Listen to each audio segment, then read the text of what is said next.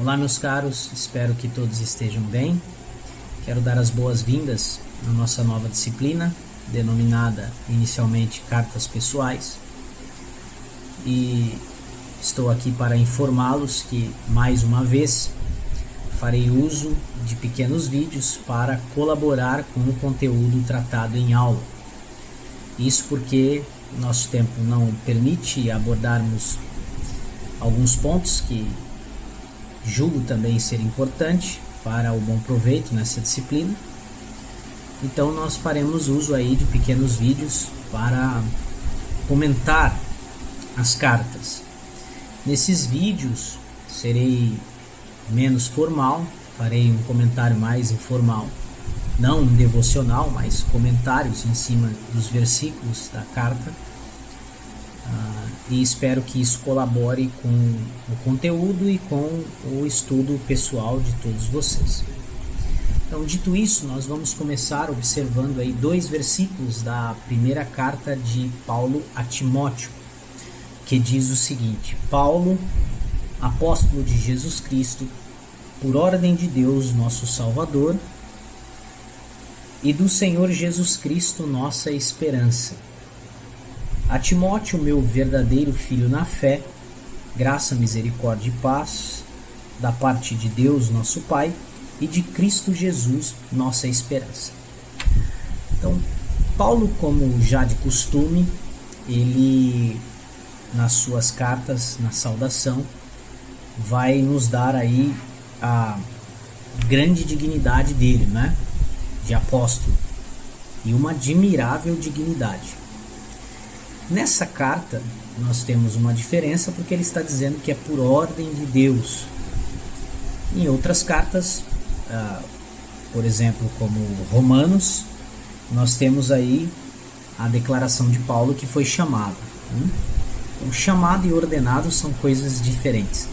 Então, essa ordem, né, essa ordenação apostólica de Paulo, ela exclui um pensamento equivocado de usurpação de honrarias, né?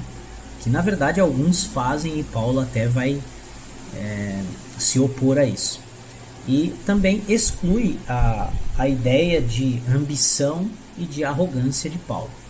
Na verdade, quando Paulo diz que é ordenado por Deus para o apostolado, a ênfase maior está na incumbência, está na responsabilidade, está, na verdade, no encargo, na obrigação que pesa sobre ele. Então, Paulo, apóstolo de Cristo Jesus por ordem de Deus.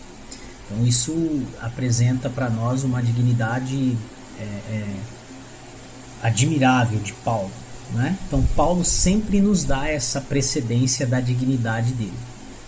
E com isso, ele já, com certeza, tem outras intenções, que, se possível, nós falaremos aqui. Então, uma vez já claro os deveres inerentes a ele por esta palavra, ou seja, ele é um apóstolo, então existe deveres inerentes ao apostolado. Já mostra que, né, outros que tentam usurpar tal dignidade, então, na verdade, precisam ser repreendidos, precisam de repreensão, extrema repreensão, porque estão tentando usurpar uma dignidade que não lhe fora conferida por ordenação. E, por conseguinte, por outro lado, quem rejeita a oferta e escapa vai pagar uma culpa diferente, né? Então, por exemplo, Jonas recebeu uma ordem, foi ordenado a algo e tentou escapar, fugiu. Então, a culpa é uma culpa de desobediência e de rebelião. Então, Paulo, ordenado, já apresenta para nós essas diferenças. Para aqueles que não foram ordenados, repreensão. E para aqueles que foram e fogem, né, desertam, na verdade, pagará a culpa da desobediência, da rebelião. Então, logo no início, nós temos aí essa afirmação. E essa afirmação também faz com que se evite o erro, tanto por parte de Timóteo como por parte de outros, né? a julgar que Paulo estava se dirigindo a Timóteo e aos outros de forma igual, né, em pé de igualdade, ou igualmente. Então não, isso já faz uma distinção, mesmo que isso ganhe conotações diferentes por parte de alguns, o que estou dizendo, não é meu alvo se ocupar com isso, né? Então Paulo não se apresenta em pé de igualdade, né, nem se dirigia igualmente a Timóteo e aos outros. Então ele está já mostrando a dignidade dele, é um apóstolo. Então isso já faz com que Timóteo evite esse erro e, por conseguinte, como um mestre que é, ele instruirá os outros a não cometer também. Hoje muitos acabam arrogando para si uma dignidade tal de apóstolo, né? E outros, mesmo que de forma mais sutil, acaba se colocando em pé de igualdade com o apóstolo. Tem gente que tem essa coragem, porque fala, somos homens, né? Somos todos iguais, então não há diferença entre mim e um apóstolo, né? Então tem esse tipo de coisa de forma corrente acontecendo desde o primeiro século até os nossos dias. Então não seria diferente hoje a abundância de pessoas que se colocam em pé de igualdade de um apóstolo, seja por atribuir a si mesmo um título de apóstolo, ou aqueles que acham que porque os apóstolos são homens, né, são passíveis das mesmas coisas, então é tranquilo eu me igualar a eles. Então nessa carta não. Então quando Paulo se coloca como apóstolo, Paulo já está tratando, né, de forma precedente aí da sua dignidade. Dignidade essa, como eu disse, que não é uma usurpação, né, não é uma arrogância e nem mesmo uma ambição.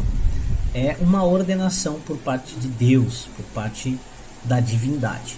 Então isso diferencia Paulo de Timóteo e dos demais. Então ele é um apóstolo ordenado. Agora, quando foi que Deus deu essa ordem para Paulo? Podemos argumentar assim, de forma saudável. Paulo recebeu essa ordem, por exemplo, quando estava em Antioquia e o Espírito ordenou que se separasse Paulo e Barnabé para a missão. Isso está no capítulo 13, no versículo 1 em diante de Atos. Então nós temos uma ordem de Deus, divina, né? O Espírito ali vai ordenar expressamente isso. Depois nós temos o apóstolo também, com essa afirmação, já declarando que o seu anúncio, que o seu ensino não advém de vontade humana. Logo, um apóstolo, por parte da ordem divina, é um representante, é um porta-voz, é um arauto, é um enviado da divindade. Então isso já mostra a autoridade, que a carta é imbuída, e Paulo então já vai estabelecendo tudo isso com essas famosas saudações, mas no nosso caso o que importa é em 1 Timóteo a princípio. Outra coisa importante é que ele também foi chamado, né, e ordenado por ordem do nosso Senhor Jesus Cristo. Então Jesus vai dizer que ele será o apóstolo dos gentios, né? O próprio Cristo vai dizer que ele irá pregar para os gentios e comparecer diante de César. Então nós temos em Atos capítulo 22, versículo 21, nós temos em Atos capítulo 27, versículo 24. Então a autoridade da divindade é comum, né? Então, por ordem de Deus Pai, relaciona-se a isso, né? Deus Pai, Deus Filho e Deus Espírito Santo. Então essa autoridade, ela é comum, o poder, a afirmação comum com o poder da divindade. Então tudo que Paulo vai fazer será imbuído dessa autoridade, desse poder comum para a divindade ou a Santíssima Trindade, como nós bem já entendemos. Tá certo? Então nós temos aí Paulo tratando desse assunto e enfatizando no final do primeiro versículo que ele é discípulo de Jesus Cristo por ordem de Deus Pai e do Senhor Jesus, nossa esperança. Então, quando ele acresce essa esperança, é porque tem, vamos dizer, peso sobre aquilo que irá se discorrer nas linhas da carta. Então, Jesus Cristo, nossa esperança. Então, se nós trabalhamos, se nós labutamos, ele vai dizer em 1 Timóteo, capítulo 4, versículo 10, ele vai dizer, porque nós colocamos a nossa esperança no Deus vivo. Então, se Jesus Cristo é a nossa esperança, ele já está mais uma vez aí afirmando a divindade de Jesus e dando as bases necessárias para a teologia que hoje para nós está muito mais do que clara, muito mais do que estabelecida, porque a partir dos apóstolos e aqueles que o sucederam vão labutar e defender com muito vigor a divindade de Jesus contra os ataques dos hereges, daqueles que acabaram penetrando na igreja e influenciando muitas pessoas a negarem a divindade de Jesus. Mas isso é palco para outras discussões. Então, Jesus Cristo, nossa esperança. Então, nós colocamos a nossa esperança no trabalho, na labuta, na batalha, no nosso Deus vivo, Jesus Cristo, nosso Senhor. Então, por isso que ele vai falar que é um apóstolo de Deus Pai e de nosso Senhor Jesus Cristo, nossa esperança. Outra coisa importante também é porque sem a esperança o desânimo vai acabar triunfando, né? A fraqueza vai acabar triunfando. E nós estamos em um período em que o ataque do adversário, as insídias do adversário, serão sobre os mestres. Algo muito importante, né? Afugenta o pastor e aí se ganha todas as ovelhas. Se você mata ovelhas, você diminui o rebanho, né? Mas não aniquila com ele. Agora, se você afugenta, se você consegue derrubar o mestre, o pastor, aí a coisa é diferente. Então, o diabo, ele vai, na verdade, com maior violência, insuflar sobre os mestres, porque assim ele consegue afugentar e desestruturar todo o rebanho, né? Ele vai causar a ruína do rebanho. Então, o apóstolo já começa trabalhando essa esperança, que é o nosso Senhor Jesus Cristo, o nosso Deus vivo, porque os temas, né, relacionados a essa carta e as demais são sobre os mestres, né, Timóteo e Tito. Muitos vão chamá-los de pregadores ou evangelistas, mas não será o termo ou a denominação que irei me deter. Então, farei referência deles como mestres, porque isso está mais claro na carta e nós falaremos mais sobre isso. Então, quando fala-se de esperança, ele já está num momento aqui fazendo uma transição para Timóteo, que é extremamente necessária para o momento vivido por ele. Então, Timóteo aí vai ser muito atacado, né? Porque ele é o mestre da congregação, então ele vai ser muito, muito atacado mesmo, né? Porque atacando o mestre, você vai levar a ruína do rebanho inteiro. E por que atacar o mestre vai levar a ruína do rebanho inteiro? Para situarmos, né? Ou para lembrarmos o que já sabemos, existe falsos mestres, ensinos corruptos, doutrinas enganosas que Timóteo vai ter que combater. Então, como mestre, ele vai combater com o ensino saudável.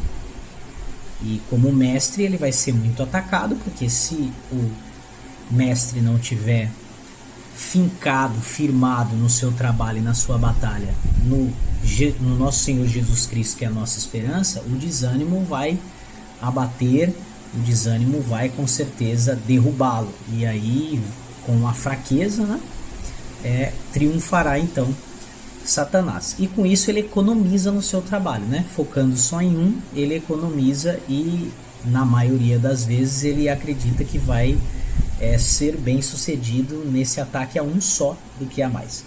Então, importante aí Paulo falar da esperança logo nesse início, porque nós sofremos no ministério, sofremos na vida, é inerente à vida, mas nesses ataques no que diz respeito aos mestres, mesmo no sofrimento, nós precisamos lembrar que nós temos um Salvador, né? Temos o nosso Senhor, que é a nossa esperança, e aí com essa firmeza nessa esperança, mesmo incorrendo em perigos, nós não iremos ceder e nós não iremos nos confundir, né? Porque a nossa esperança, a esperança que é Cristo, não nos confunde. Então parece muito simples essas palavras iniciais de saudação de Paulo, mas são carregadas, podemos dizer, de teologia.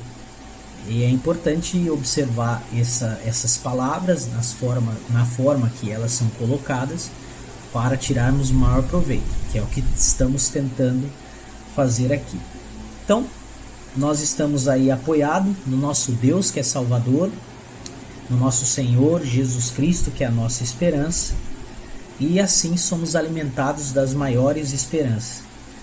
Então, são pontos importantes que Paulo vai já apresentando. Então, por mais que soframos, diz Paulo, né, nada se compara à glória que nos está proposta. Logo, esses sofrimentos, na verdade, essas dificuldades presentes, elas são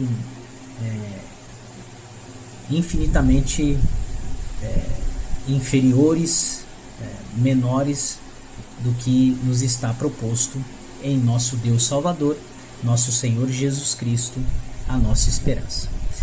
Então, nós falamos aí um pouquinho sobre o primeiro versículo. Então, dá para ver que dá para tirar bastante proveito.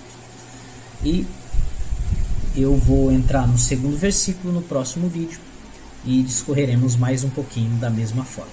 Até!